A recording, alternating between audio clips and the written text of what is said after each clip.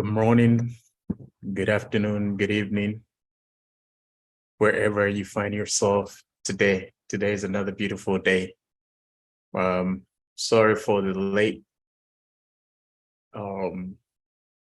start because we're having issues with lightning. So those of you who always been a part of Leadership Academy will realize that we went a little dark today. Some of the lights won't just come on, even after we've done all that we're supposed to be doing. So sorry about that. I believe that most of you still see me. So I even have to change what I wear. I was told by the team that because of lightning issue, I have to wear some lighter in order for me to be seen, because I'm dark, sitting in the dark. You can't see me. So my white outfit should be able to expose my my face. All right, that was on the lighter side, but I want to thank all of you for being a part of Leadership Academy. And today we are going to continue the discussion we've started. We're still talking about the fight against corruption in Africa. Before we jump on, I want to make our statement, our usual statement, that creativity and inventions are not by the color of one's skin, but by an educated mind. I repeat, creativity and inventions are not by the color of one's skin, but by an educated mind. We believe that this platform is an educative platform. We're here to Georgia. We're here to discuss, learn from each other in order for us to be equipped to go out there and make a change or make a difference in our community, in Africa as a whole, and the world at large.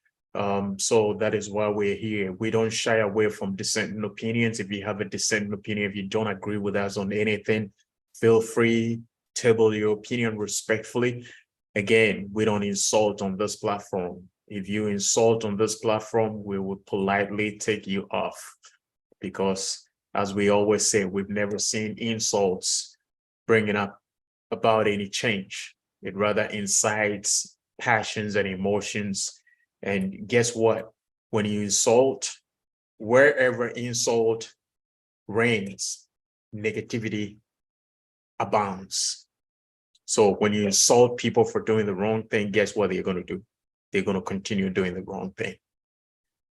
But when you are constructively criticizing and trying to reason and talk to people or talk with people through issues, you should be able to make a headway. They may not agree with you, or they may seem not to understand what you're saying, but when they go back, there's something we call conscience will deal with you. So please, we don't entertain insults on this platform. We entertain differences in opinions, and we entertain discussions. We don't argue. And as we always say, argument is when you have an entrenched position and you want to shove it down my throat, or I have an entrenched position and I want to shove it down your throat. But discussion is when we table our opinions and we share and learn from each other based on how convincing you are with your opinions and how truthful your opinions are. You could be convincing, but might not be truthful. So that's another thing. Anyway, without much ado, I just want to introduce the discussion for today, and then we'll go around and introduce ourselves, and then we'll start. We're still talking about fighting corruption in Africa, and today we're going to talk about, as we've started a new, should I say, series, based on the fact that next year, most of the African countries are going back to the polls. And if we sit and talk, we complain about corrupt politicians, we should be able to do something about it as electorate. Else the cycle is going to continue every 4 years or 6 years or 5 years or whatever years the set political this structure in whichever country is based on. So we want to believe that we as electorate have a responsibility in choosing leaders in politics. and not politicians. So that is why we're on this platform trying to discuss and educate ourselves on who a leader is. How can we identify a leader, and how are we going to give such a leader the push or our mandate to be able to go out there, make policies and decisions on our behalf to move and progress as a nation. So that is why we're here. And today, last week, we spoke about the principle of integrity. If you want to identify who a leader is, you must understand. You must look out for somebody who has integrity, somebody who says A and does A. He walks A, he thinks A, but not somebody who thinks A and does B and ask you to just listen to what I say, but don't watch what I do. That is nonsensical. We want to believe that if we are going to choose people who are going to be trustworthy, people we're going to, you see, politics is a very, very important component of our lives. Let's not kid ourselves. Sometimes I don't know who came up with the idea that politics is a dirty game. There's an institution deciding for millions of people. It's deciding for our future, for our children's children, for generations to come. So it is a very important core of our lives. And we don't, the reason why politics has become dirty is because we've left it in the hands of dirty people. So that is why we are calling for leaders in politics. We're not calling for politicians. We're calling for leaders in politics, people who have educated themselves to understand the concept of leadership, and they are ready to use their gifts to serve generations to come, because leadership is generational. Politicians want to win elections, so they will do anything and everything to win elections. And so that is why we are taking the trouble to go through this meal to discuss and understand who a leader is. So when we are engaging our politicians, we'll be able to sieve the chaff from the real deal. All right. So today we're going to be talking about the principle of courage. Let us look out for the principle of courage within the politicians who come seeking our mandates. All right. And with that being said, I just want to hand over to my co-pilot, Prof. Introduce himself, and we have Gilbert Aqua on the line as well, and he would also introduce himself, and then we'll set the ball rolling. Alrighty, over to you, Prof. Yeah, good afternoon, everybody. Good evening, wherever you might be. My name is Kojo Frimpong, and I serve Seto and Africa 2. Well, while you were speaking, something came up when you said we need leaders in politics. I was reading something, and one of the South African leaders was saying that the reason why we normally confuse politicians and leaders is that most of our leaders were leaders and then became politicians, you know. So a lot of people think that the moment somebody is a politician, an elected official, whatever, then automatically the person is a leader. Not necessarily. You need to be a leader as a distinct attribute. It doesn't mean you are a politician. And you being a politician does not mean you are a leader. The two should now be conflated. But most of our leaders, they were leaders and then they were called into the political arena. Because just as you said, politics, the way human societies have been constructed, politics is at the pinnacle of most leadership. Political leadership is the pinnacle of leadership, if I should go by that. I know there are leaders in business, leaders in commerce, leaders in religion and all that. But when it comes to the society, demarcating and making sure resources are given to different sectors of the economy, it comes to political leadership. It doesn't have to be a political party or any. Our societies are arranged in concentric layers of more complexity. And at each layer, there's a leader put in place. That is political. It could be a king, it could be a chief, it could be a district executive, whatever you want to call it, but that is political. They are there to make sure that resources are assigned to their right places. That is number one. Number two is that as you are also talking, we want to let people understand that the issues that we discuss on this platform are not unique to only Africa. It is human conditions, and that's what we talk about here. The only reason why our focus is on Africa is that we are Africans, and at this juncture in history, we are supposed to be shining bright instead of allowing corruption to erode every benefit that we seem to be having. Thank you for now. Thank you, Prof. We'll roll over to Mr. Gilbert, and then we'll set the ball rolling. Boss. Oh, hello, thank you very much. Good afternoon and good evening to everyone. Pardon my light, and I just got notice of this meeting and I was out in town, so I just decided to just join in. Okay. So I'm in a very dark place, pardon the lighting. Thanks for having me. Interestingly, I've been reading a certain book from Dr. Miles Monroe about the spirit of leadership. And I'll paraphrase a quote he makes saying that humans are bound either to follow or to lead. And the people who follow you either share in your dream or just have no dream and want someone to direct them towards a goal.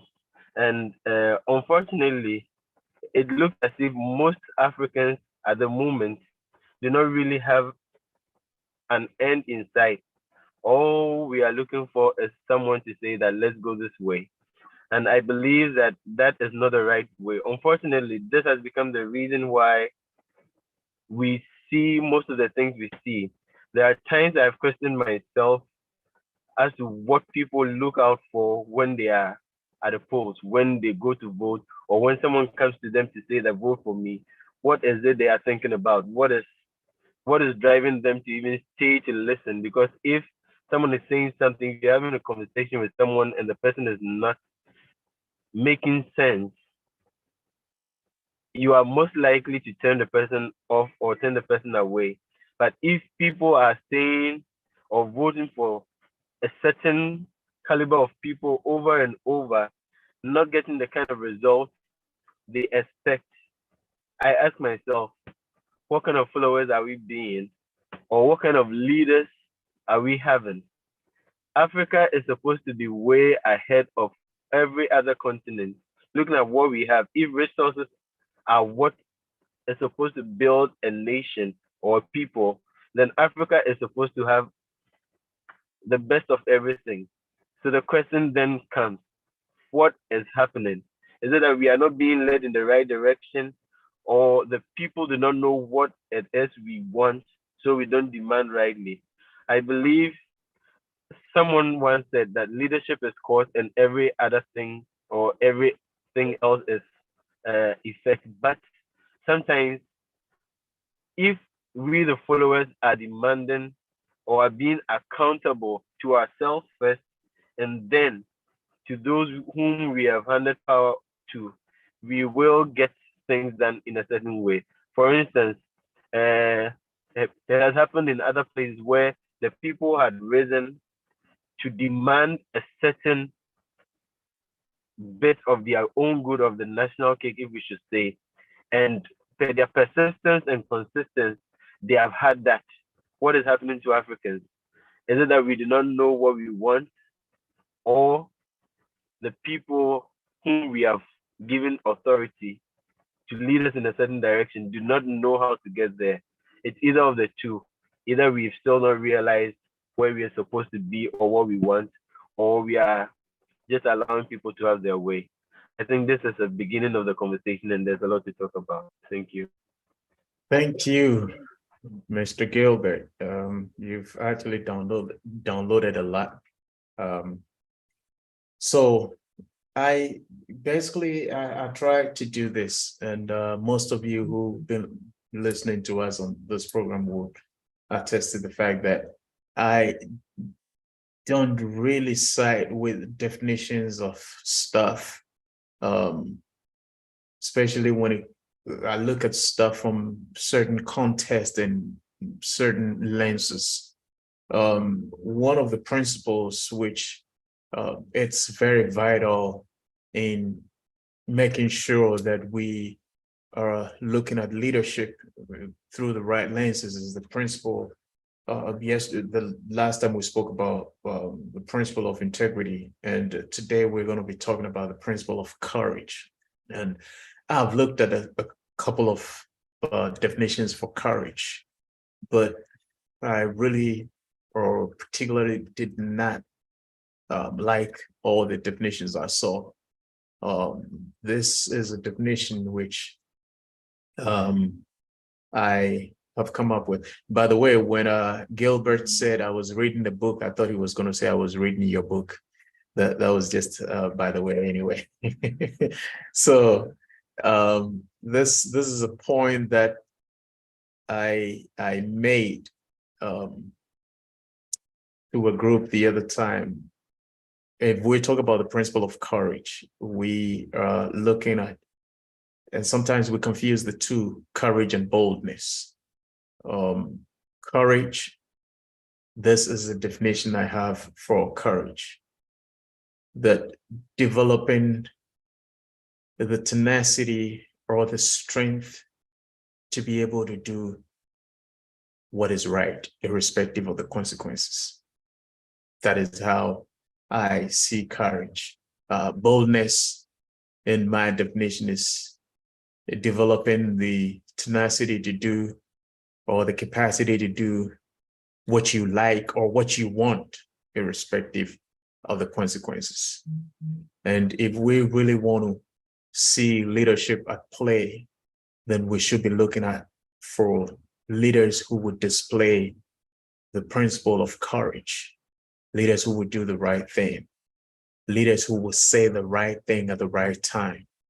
I always say that most of the politicians I come across or I observe from a distance make statement of convenience. And I want to put it on this platform. If you're listening to us, any politician who come to make statement of convenience, it means that it's a sign that that person lacks the understanding of the principle of courage. You see, one thing about courage is that, as I said, irrespective of the consequences, it is always aligning with what is right. Courage would always align itself with truth. So it does not matter who it is affecting. Most times when you take a look at most of our political structures let me use Ghana as an example. You have the NPP, the NDC, CPP, PNC, I believe. What else? Okay, these are the ones that immediately comes to mind, but I believe there might be one or two more. But everything is discussed within the lines of the political parties. And you don't have people displaying the principle of courage to say, even though I belong to political party A, this particular policy or this statement or this program is not right. You see, people who display the principle of courage would always seek to align themselves with truth. They would always seek to think about the generation and generations to come, the effect of whatever policy or the effect of whatever they're going to say on the society. Is it going to help build the society, or it is going to help build a political party, or it's going to help build a personal agenda? If somebody has courage, they will speak to issues as they are. If somebody has courage, irrespective of the consequences. I've heard a leader in politics, I'm not going to mention names here, who said, I will tell you the truth even if it's going to cost me the next election. And these are the people we call leaders in politics. These are people who are courageous, who display the principle of courage. They will tell you, they will sermon that strength to be able to tell you. Sometimes it's not easy. Sometimes even in the midst of fear, you are scared of the consequences. You don't even know what is going to happen next. But because you are courageous, you always want to stand by what is right. You say what is right. And I almost went the American way to use a word, but I'm not going to use it. And let the chips fall where they may. You know, so these are the kind of people we should be looking out for as we go to the polls. I believe South Africa is also going to the polls in 2024. I've been following South African politics this week. So when Prof said he chanced on some South African political information or leadership information, I was like, oh, wow. And we haven't spoken that much this week, you know. So let us look out for leaders who are courageous. I'm not talking about boldness. I'm talking about courage. People who would have or who have developed that tenacity, who have developed the strength to do or say what is right, irrespective of the consequences. You know, when you take America, for example, there was McCain was one of the politicians I really respected, or I still respect, even though he's no more, but his legacy still lives. McCain will say it as it is, irrespective of the political party he belongs to. You know, so we should be looking out for some of these traits in the leaders we are going to be electing. Let's make sure we elect leaders and not politicians. Let's make sure we cast our votes, or we give our push, or we give our mandate. It is a very, very important responsibility on us as electorate to be able to, you know, I hear people saying that I don't know who to vote for, so I'm not going to vote. And I asked them, have you made the effort to dig through all the people who are the candidates who are vying for the position to find out who is credible? And they go like, they're all the same. We cannot just sit and make blanket statements and think that all of them are the same. Yes, sometimes all of them are the same. But let's take the time to dig into each and every candidate, each and every personality who comes to seek or vie for our position or our power to occupy the position. Let's take the trouble as electorate, please. I know sometimes it's not easy, but it is possible. We let's dedicate some time, a little time, into digging into the people's lives, trying to follow the people and listen to them, trying to question the people if you have the opportunity, if they come for town hall meetings, trying to question them, trying to dig a little bit, take the trouble, because you cannot just leave. You see, giving your power to somebody, it's so important. I don't know how I can stress on the importance of you giving your power to somebody to make decisions on your behalf. It's basically, look at it this way. You are employing somebody. We are the employers. The politicians are the employees.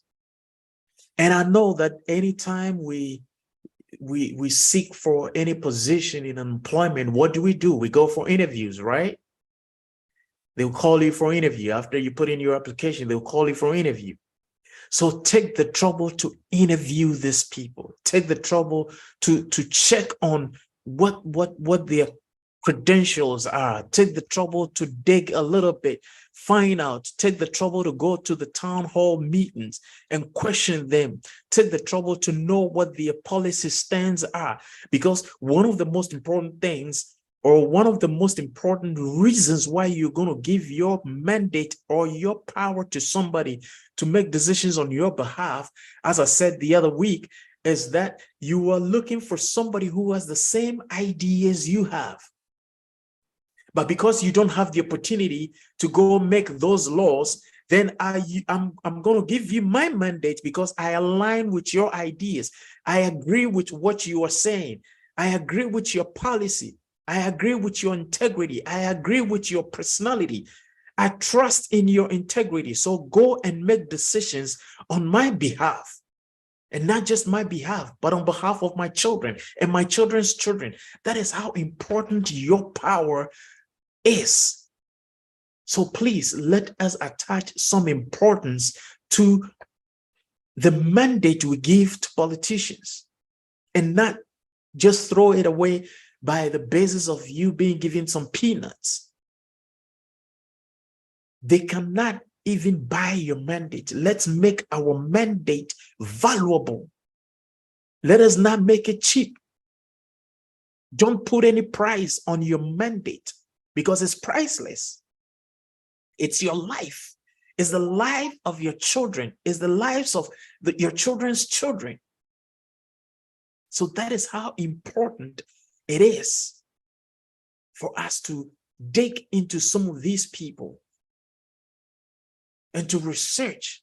Take a little bit of time, research, go to town hall meetings, question these people. That's one of the things we're going to be doing as Africa. We're going to get in touch with the embassies, and we're going to make sure that when the politicians come around to talk to the people in the diaspora, we're going to be represented and ask questions. And one of the things we are talking about today, look out for, is somebody who displays the principle of courage, somebody who will say the right things irrespective of the consequences. All righty, Prof. Yeah, Gilbert is on a trajectory that a lot of us as Africans don't even think about.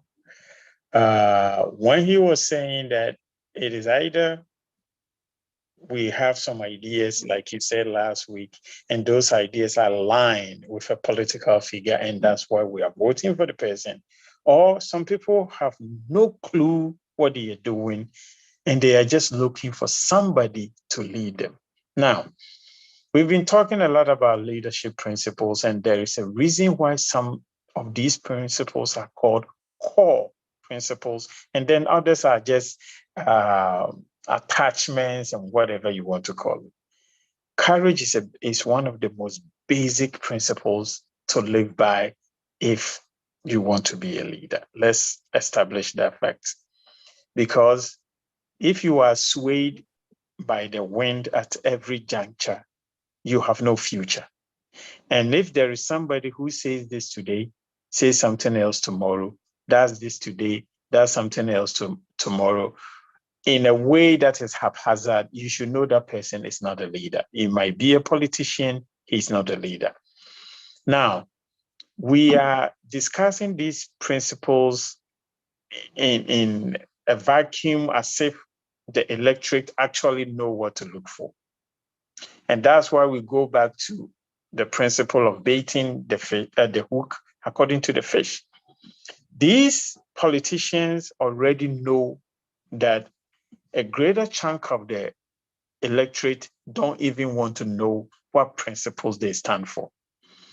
And so they have perfected the system of being able to get to the voter in the least possible expensive way.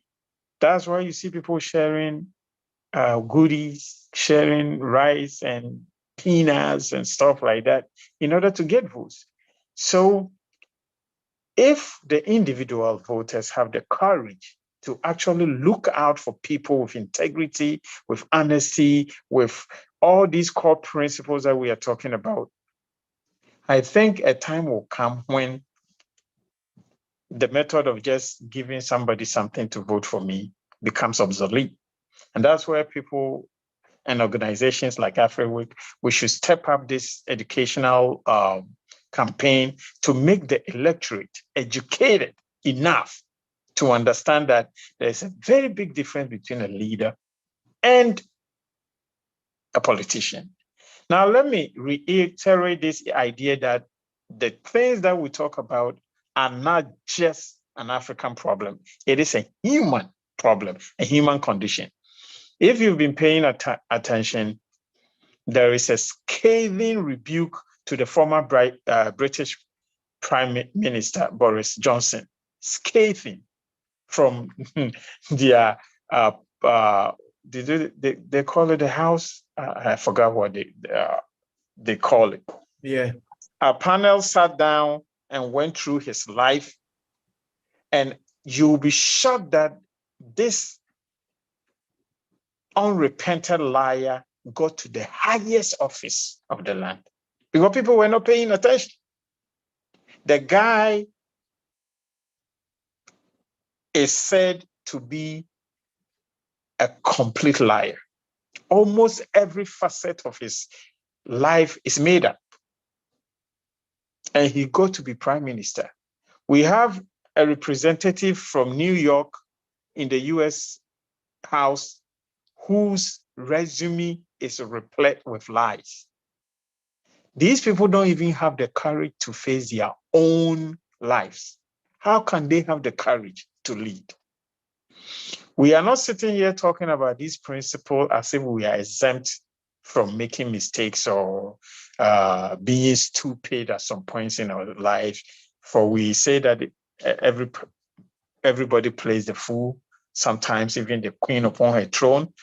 But if you are consistent in playing the fool, if you are consistent in being swayed by popular opinion and not by truth, and not by looking at the future and looking at the past and looking at today and making a conscious decision that actually portrays the forward movement of your society, you have no business being in leadership.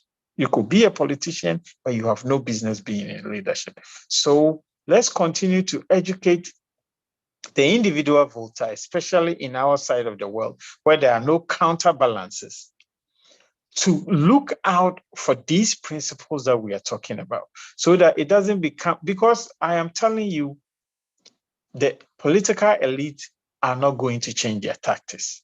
They know what works. They already do.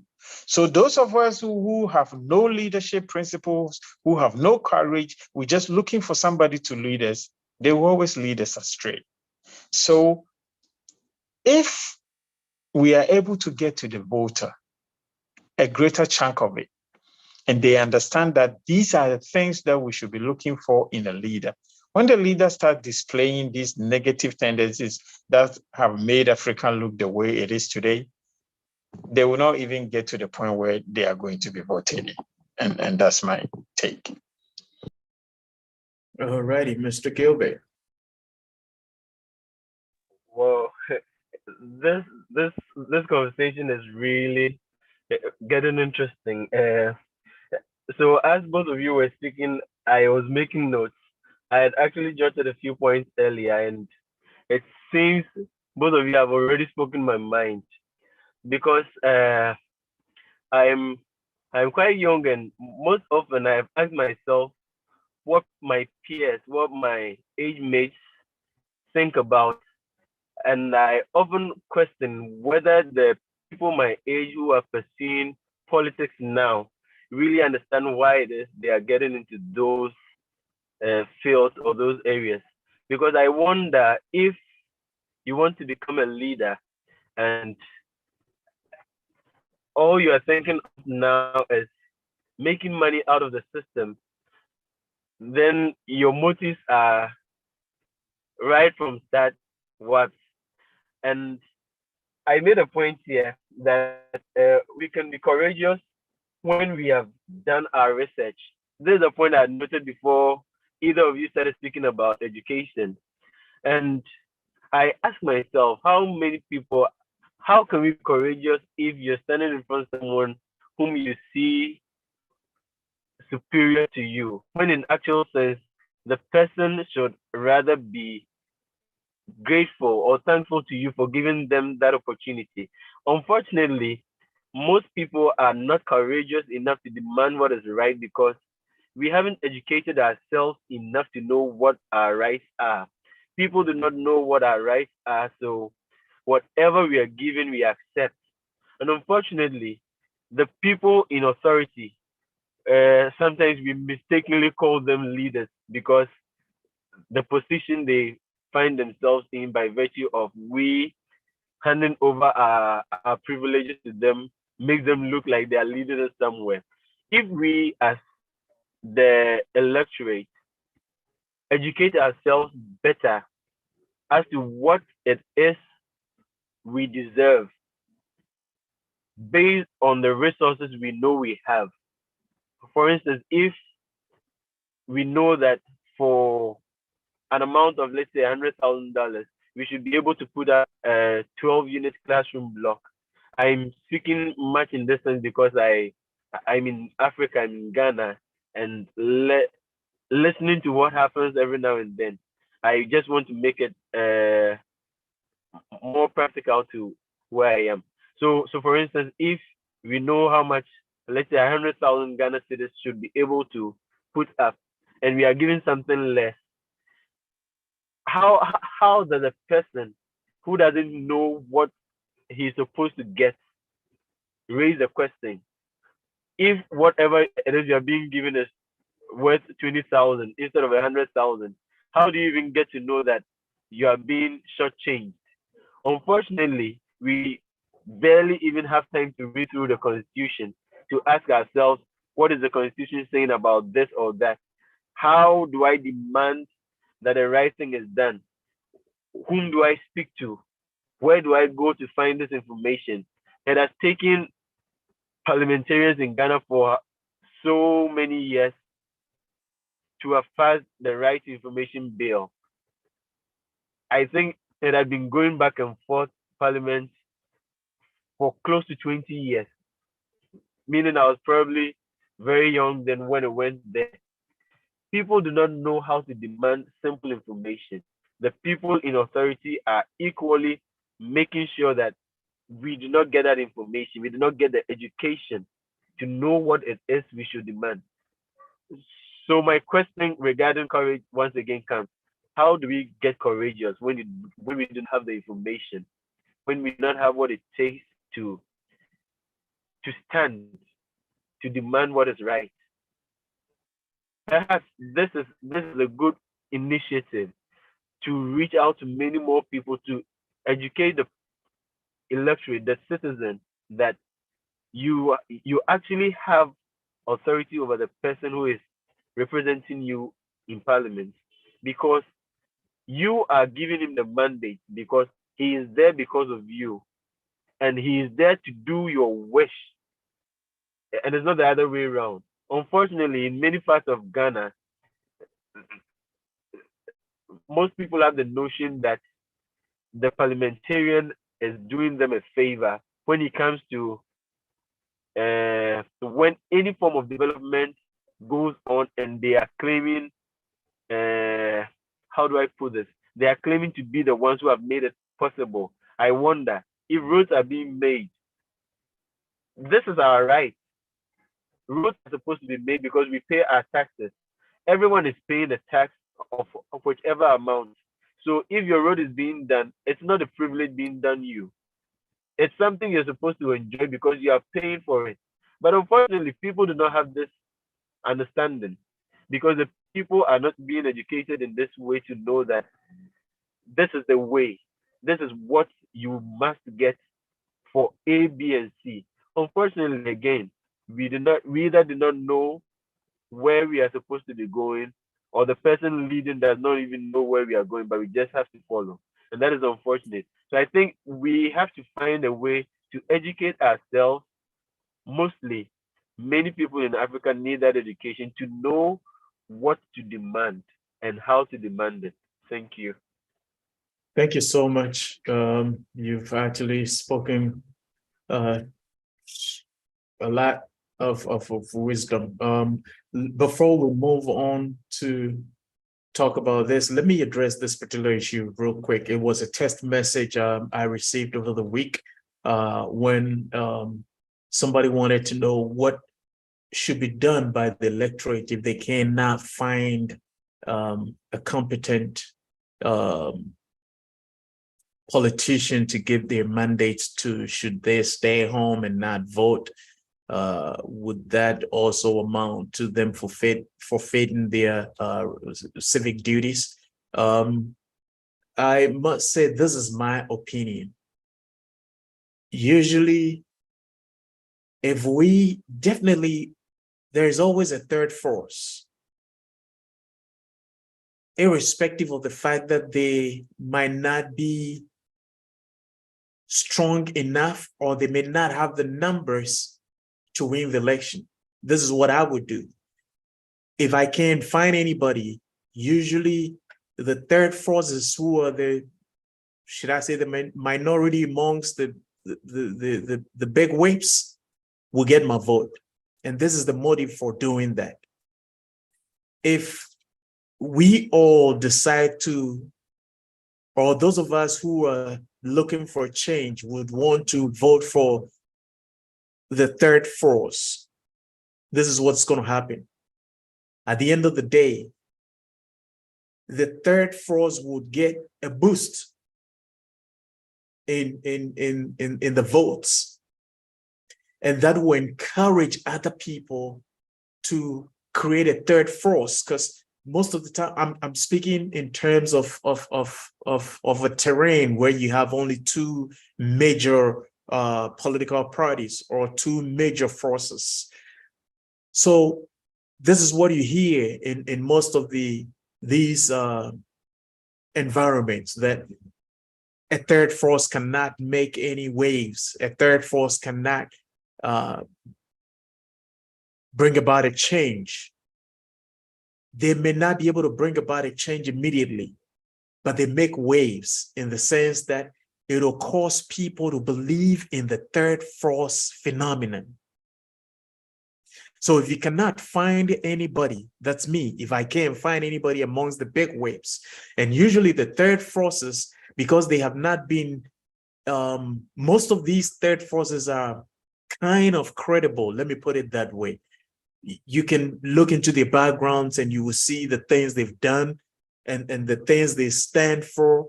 So you can give your vote to some of these third force. And when these third force get a boost in the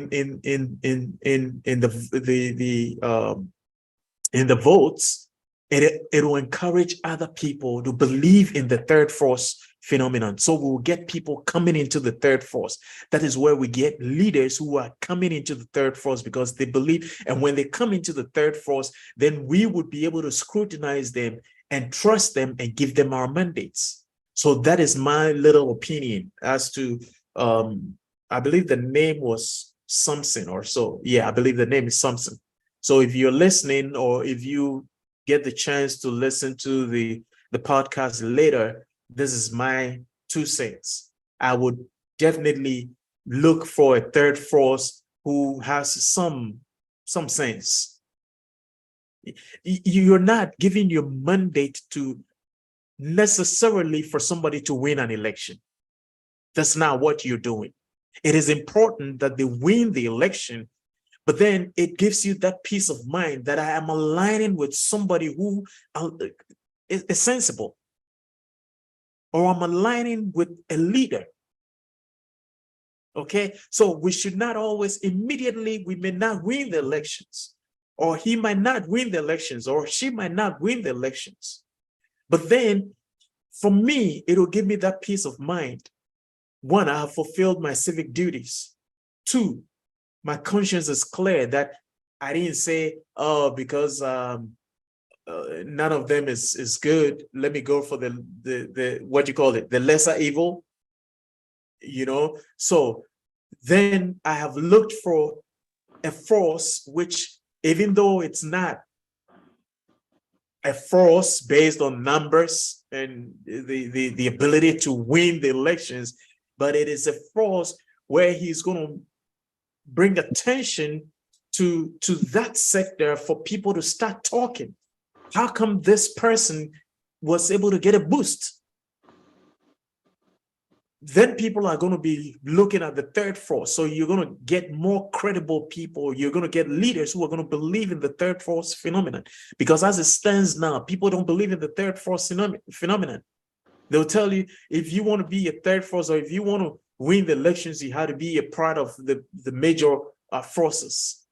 You know, and sometimes we've seen what happens to people. I'm not going to mention names, but I know people who were clear in their perspectives, they were clear in their policies, and because they got frustrated by this whole third force phenomenon, they decided to join a major political party, and they either get frustrated and they fall out, or they get corrupted to get along. You know, so let's encourage the third force phenomenon. In order for you not to waste or decide not to vote at all, look for a credible third force phenomenon, or a credible third force to give your mandate to. In other words, you clear your conscience of giving your mandate to somebody who is a leader. And two, you fulfill your civic duties. And then again, gradually, when people realize a boost in the third force phenomenon, you're going to get leaders who are going to believe in the third force phenomenon.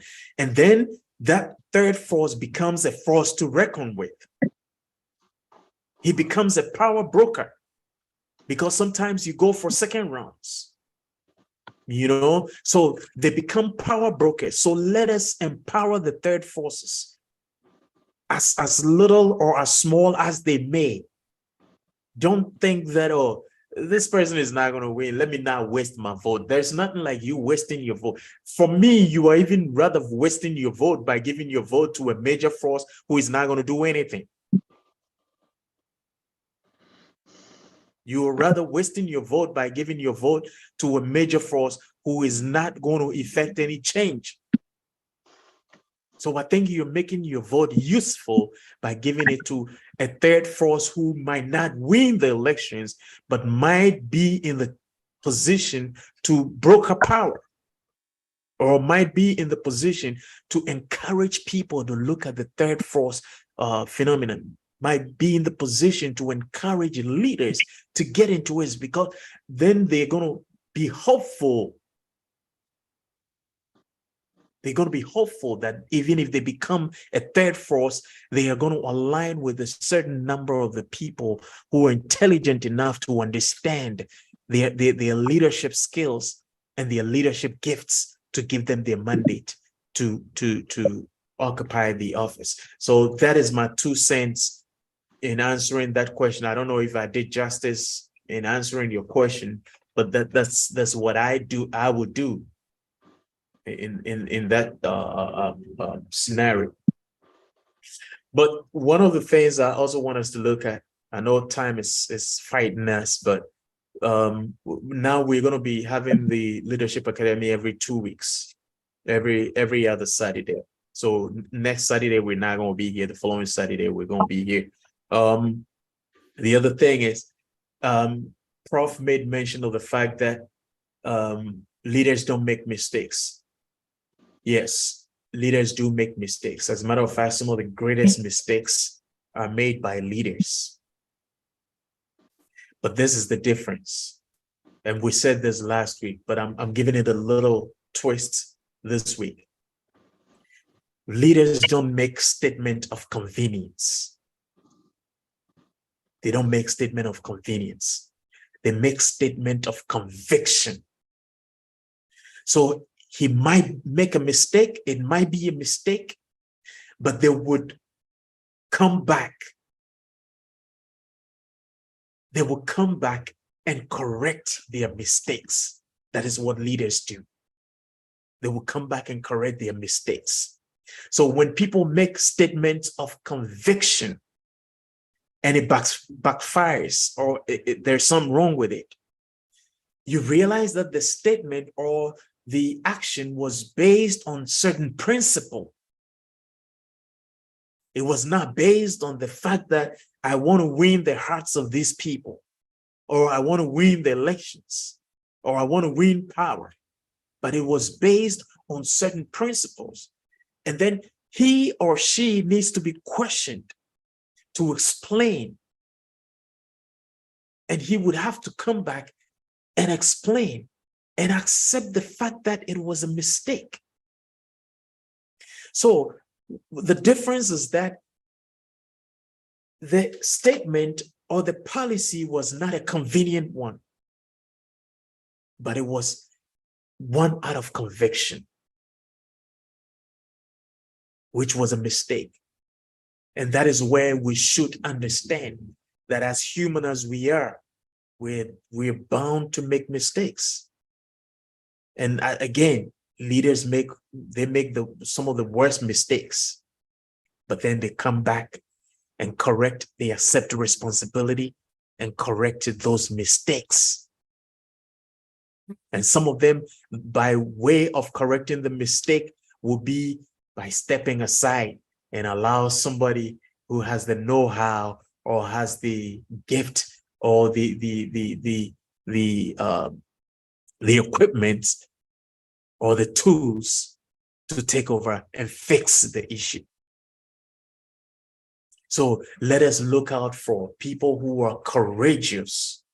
And I like the perspective Gilbert introduced into it. Not just the leaders who are being courageous, but we, the electorate, will also have to be courageous. And one of the things, I believe it was not necessarily a question Gilbert asked, but then again, he asked the question and answered it at the same time, talking about how we are going to be able to educate ourselves, you know? So the solution is the education. The electorate would have to understand. They would have to know who is a leader. How do I find the leaders? How do I engage these people? And the most important thing, or the most important part of the education, is the importance of their mandate. I don't know how to stress this. The electorate would have to hold dear their mandate, because that is their future. That is their life. That is the lives of your children, your children's children. Second, third, fourth, fifth, whatever generations to come. That is how far your mandate affects generations. And so if we first understand the importance of our mandate, then it is going to kick us to start making sure that we don't just give out our mandates to anybody, any Tom, Dick, and Harry. But then it's also going to encourage us to do a little bit of work by knowing who deserves our mandate. Because as Gilbert said, we are the employers. We are the main players in the game. Without us, they don't have the position. They don't have the power. They don't have anything. They don't have the leverage without us. So we would have to see how important we are in this whole dynamics. If we can understand our importance, that will be the first step for us to start being careful who we give out our mandate too. All right, with that being said, I think time is far spent. We'll go around for everybody to submit their final statements, and then we'll close the curtains for this week. I would definitely post whatever notification ahead of time, and then we would be able to prepare for the next Leadership Academy. So, Prof, over to you for your final statement. Yeah, even though we speak truth to leadership, our main mandate at AfriWeek Seto is to make sure the electorate is educated enough that when he's making a decision, he or she really understands the import of that decision. So the last thing I'm going to say today is that the politician is an animal of survival, especially where we come from. I like that. The politician is an animal of survival. So when he knows what will make him survive, he will be in that lane. And so far, we, the electorate, have made them understand that this is what we want. And that's why they behave the way they are behaving. If we change our tactics, they will have to change their tactics. And to our viewer who wanted to know about why they should even vote, I was one of those people who used to be so incensed when people don't vote, simply because if you don't vote, somebody else votes and you get the consequences, irrespective. You will get the consequence. So as a society, we have perfected private solutions to public problems. I will always say this: the school system is bad. Take my child to a private school. There are bad roads. I'll buy an SUV. I don't care about the bad roads. But it gets to a point whereby you need to understand the immense contribution that politics plays in everyone's life. You cannot desalinate water. You cannot produce electricity. You cannot refine your own oil. You need the political system to assign resources. So please, most societies are run by two major political parties. That does not mean you don't have a choice. You do have a choice. What happens is that here in the United States, there's something called a vote in. You can actually write somebody's name and say, this is the person I'm voting for. And whenever, at the end of every election cycle, they look at the numbers. They look at the numbers. And by looking at, I am telling you, coming back to my maxim that the politician is an animal of survival. Let's imagine 30% of a country, let's say Ghana, votes for an unknown entity simply because the person actually articulated his or her ideas so well to the electorate paid attention. What do you think the two major political parties are going to do? They are going to start paying attention to the points that unknown entity was propagating. And that is voting your conscience. You don't need any major political party to vote your conscience. Just make sure that your numbers are counted at the end of the day. Because if you don't, they will perpetuate what they are doing simply because they are animals of survival. And we need to understand that. So nation building, society building is not a one-day thing. A lot of people give up simply because I even gave up, because it's human. We think that it has to be today, it has to be tomorrow. No, people pay attention in the long run. So let's continue to engage. Let's continue to vote our conscience. Let's continue to educate ourselves so that we know exactly what we are looking for. And believe me, they will look at the numbers. The political parties, they do look at the numbers. When they sit down to do their analysis of every election cycle, they look at the numbers. So go to the polls, vote your conscience. And thank you. Thank you, Prof. All right, Gilbert, your final statement before we close the curtain for today. That's great. That's great from both of you. Now, my very final words, I'll make it very brief. I put a point here and I'll read it out. And to be courageous, we should know what we want and how to demand it. And that is via education. If we know what we want and how to demand it, just like Prof just made a point, then we would know whom among themselves to us speaks or thinks our minds, and we could vote that person in. And just like both of you had mentioned earlier, you would realize that once the dominant ones realize that, okay, a certain number or a certain percentage of the populace, which keeps growing, whether steadily, just like Prof was saying that at a point he also felt that he should give up. We would realize that when you know that there's someone else thinking like you are thinking, and gradually we are building that third force, whether silently or with a loud advocacy, eventually you'll get to the point where the third force, which seemed feeble, becomes strong enough to kick out one of those two dominant ones who are not really having our minds or our plans or desires in mind. Just like both of you have made a point, I think we had the mind that it was all falling apart.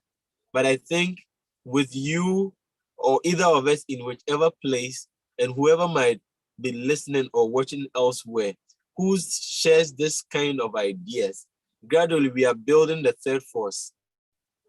Whoever presents himself on a ballot paper one day or the other would have another one of us voting. That is one more vote for the third force and one less vote for someone who doesn't have our thoughts in mind. And eventually we'll get to that point. Martin Luther King said that I have a dream. Whoever thought there was ever going to be a Black president? Whoever has ever also had a thought that the third force would one day become the first and the predominant one of them all?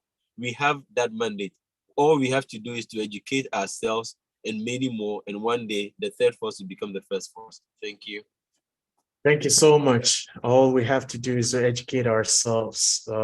It is all well said. Let us continue to educate ourselves.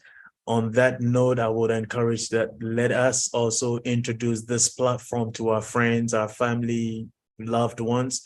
Let us expand the participation on this platform. So let's share the links to our friends, so we would be able to have the opportunity to impact or engage other people, so we can educate ourselves to know what to do or the right thing to do. With that being said, I want to say that my name is Nana Osei-Bonsu Jr. of Africa International Organization and Certo Leadership International, and my co-pilot is Professor Kojo Ewa Asante. He is also of Africa International Organization and Certo Leadership International.